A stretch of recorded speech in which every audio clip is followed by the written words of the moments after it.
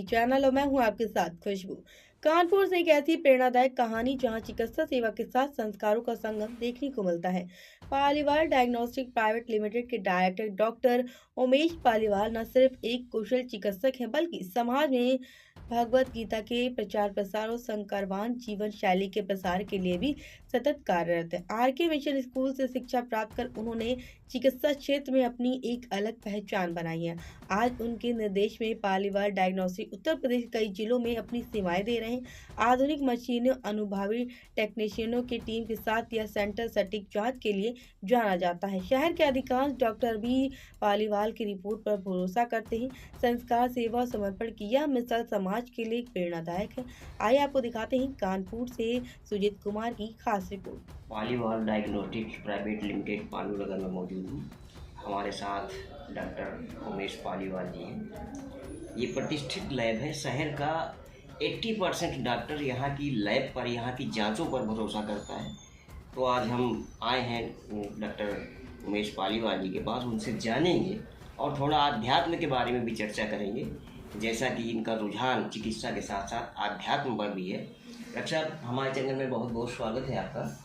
Sir, दो चीज़ें हैं जी। सबसे पहली बात तो शहर का ये समझ लीजिए ज़्यादा से ज़्यादा चिकित्सक जी आपकी जांचों पर भरोसा क्यों करता है, क्या वजह है?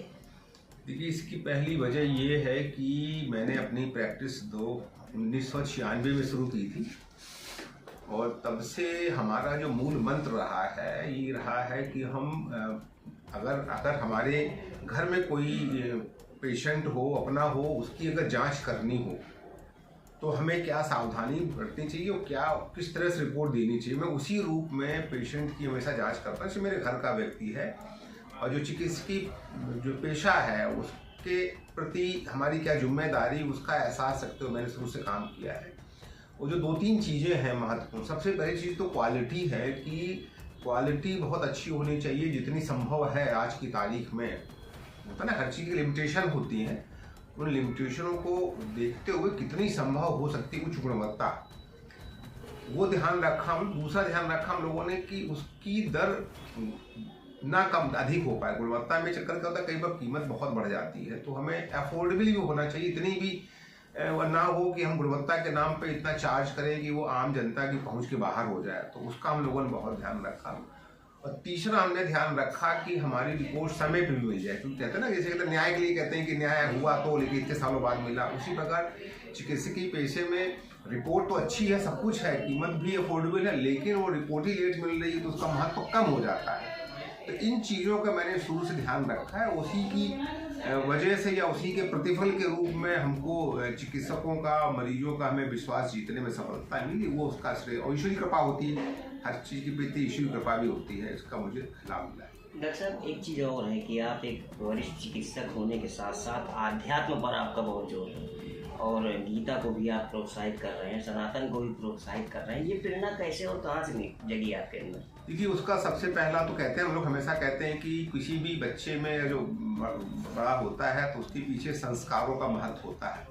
और कहा यही जाता है कि हमारा पहला गुरु माता पिता होते हैं, दूसरे गुरु हमारे शिक्षक होते हैं और तीसरे गुरु हमको जो है जिसे कहते हैं कि वो देते हैं, जिनका हम लोग जा करके उनसे आगे की शिक्षाएं लेते हैं। गुरु इनको बनाया जाता है बेसिकली आगे की शिक्षाओं के लिए।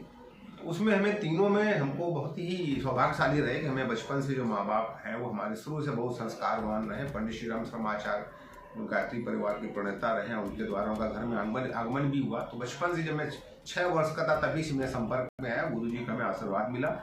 तो तीसरा हमारे जो शिक्षक, हम आरके मिशन में जो कानपुर का बहुत ही फेमस स्कूल था, बहुत ही मुश्किल से एडमिशन मिलता था, कक्षा 6 से लेकर 10 तक हमें वहाँ शिक्षा मिली। रामकृष्ण मिशन आश्रम के छत्र छाया में वो स्कूल चलता है, तो उसकी वजह से भी मुझको स्कूल में भी संस्कार मिले, हमें घर में भी संस्कार मिले। जैसे मैंने बताया, पंडित श्री राम शर्माचार्य जी की 6 वर्ष की उम्र में ही मुझको उनसे आगे की जो प्रेरणा मिली, उनकी किताबें पढ़ना, साहित्य पढ़ना, उसका प्रभाव पड़ा हमारे जीवन में।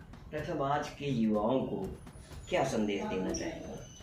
देखिए, युवा आजकल का बहुत महत्वाकांक्षी है, लेकिन वो मेहनत कम करना चाहता है। तो किसी भी सफलता के लिए महत्वाकांक्षा यानी विजन तो बड़ा होना जरूरी है। अगर आप महत्वाकांक्षी नहीं होंगे, विजन बड़ा नहीं होगा, तो आप आगे तरक्की नहीं करेंगे। तो पहला स्टेप है, लेकिन उसको अचीव करने के लिए आपको जी तोड़ मेहनत भी करनी पड़ती है। जी तोड़ मेहनत के साथ में ये भी देखना होता है कि मेहनत भी किस दिशा के लोग मेहनत बहुत करते हैं, लेकिन उनकी दिशा अच्छी नहीं होती, अच्छी स्टेप्स नहीं होते हैं वो। तो जैसा गीता में कहा गया है कि योग है कर्मसु कौशलम, की जो आप काम कर रहे हैं कुशलता पूर्वक करें, पूरे तन मन से करें। कहते हैं कि भाई पढ़ाई के समय पूरा मन लगा के पढ़ो, जब आपको मनोरंजन करना है तो उसमें कम समय में अच्छा चीज़ें हो जाती हैं। वो चाहे पढ़ाई हो, मनोरंजन हो, खाने पीने का हो, दिनचर्या हो, उन सबका अगर हम लोग समुचित तरीके से उसका समयबद्ध तरीके से उसको पूरी तन्मयता से करेंगे तो जीवन में हर क्षेत्र में सफलता मिलेगी। चाहे वो शैक्षिक सफलता हो, चाहे आध्यात्मिक सफलता हो, चाहे भौतिक जीवन की सफलता हो, हर जगह सफलता मिले अगर हम समय का सदुपयोग करते हुए तन्मयता से पूरी तरह काम करेंगे। वो अच्छी पॉजिटिव सोच के साथ में कि हमें जीवन में अच्छी सोच के साथ बढ़ना है, ना कि दूसरे को बेवकूफ़ बना के आगे बढ़ना है। डॉक्टर साहब, एक अंतिम सवाल है, कम शब्दों में उत्तर दीजिएगा। मेरा ये कहना है कि आप चूंकि चिकित्सक हैं, व्यस्तता बहुत रहती, इसके बाद भी सनातन के लिए समय निकालना कितना मुश्किल होता है आपके लिए? देखिए, जीवन में फेजेस होती हैं। हमारी सनातन परंपरा में 4 पुरुषार्थ गए हैं, धर्म, अर्थ, काम, मोक्ष। तो उसके लिए भी हमें हर क्षेत्र में काम करना है। और हमारा जो 50 साल के बाद कहते हैं हमारा वानप्रस्थ जीवन हो जाता है कि आप जीवन भर एक ही कार्य में नहीं रह सकते। आप 25 वर्ष तक आप अपना विकास करते हैं, चाहे अपना शारीरिक विकास हो, चाहे अपना पढ़ाई की शैक्षिक विकास हो। फिर गृहस्थ जीवन आता है कि आपकी जो जिम्मेदारियां हैं उनके प्रति, गृहस्थ के प्रति आप डिवोटेड होते हैं, धनार्जन करना और परिवार को आगे बढ़ाना हो। फिर आपका 50 के बाद कहते हैं कि आपके परिवार के साथ साथ सामाजिक दायित्व भी बढ़ जाते हैं और अपने प्रति भी जिम्मेदारी बढ़ जाती है कि अब आप भी कुछ अध्यात्म की तरफ बढ़ें, सामाजिक कार्यों में प्रेरित हों। उसी के तहत मैंने अपनी जिम्मेदारियों का जैसा बताया कि 25 वर्ष मैंने ढंग से पढ़ाई की, उसके नतीजा हुआ कि मैं अच्छे स्कूलों में एडमिशन मिला। फिर मैंने अपने पारिवारिक गृहस्थ जीवन का निर्वहन करते हुए अपनी जो भौतिक की जो अपनी आवश्यकताएं हैं उनकी पूर्ति के लिए मेहनत की और प्लस अपने परिवार का भी पोषण किया, औरों को भी साथ साथ सामाजिक दायित्व भी निभाता रहा। लेकिन 50 साल के बाद मुझे लगा कि मुझको अब और सामाजिक दायरा अपना बढ़ाना चाहिए, क्योंकि मैंने अपने व्यवस्था भी, एक होता है ना कि अपने व्यवसाय में अपने सबॉर्डिनेट डेवलप करना, आपके लोग आप काम संभाल सकें। खासकर मैं धर्मपत्नी डॉक्टर मृदुला पालीवाल पूरी तरह डेडिकेटेड होती हैं, हमारी लैब के कामों में पूरा सहयोग करती हैं। इसलिए और हमारा जो स्टाफ है वो उच्च लेवल के जो हमारे मैनेजमेंट के लोग हैं पूरी तरह तैयार हो चुके हैं। तो उनके भी हम को काफ़ी कुछ उन पर जिम्मेदारियां दे करके अपनी जो जिम्मेदारियां ओवरऑल मैनेजमेंट है, जो अपना काम है वो मैं करते हुए सामाजिक दायरों को भी आगे बढ़ाता हूँ। डॉक्टर, बहुत बहुत धन्यवाद।